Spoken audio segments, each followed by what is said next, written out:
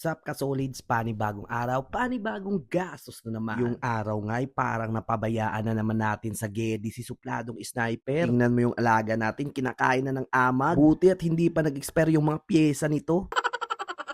Kaya eto at pinakarawas na natin siya sa malapit dito sa amin kung saan unlimited ang sabon. Hindi yung 15 seconds kasi hindi gumagalaw. Tingnan mo maigi yung digital ng piso car wash. Naka-stack up sa 15 seconds. Sabon, sinong customer bang magagalit niyan? O, diba? 15 pesos na unli pa. Parang nag-foam wash na din ah.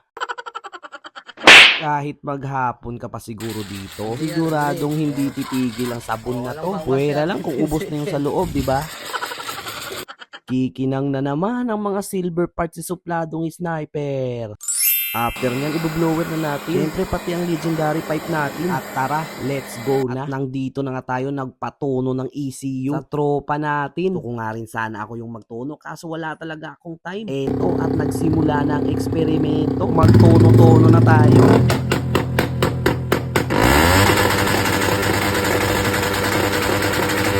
Parang ako na lang yung naawa sa RL na tambukso.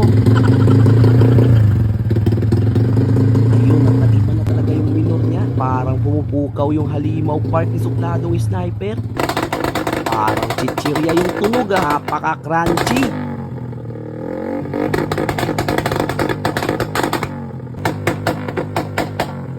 Lumalagatik-gatik. Mukhang madadagdagan pa yung peklat ng carbon na pipe.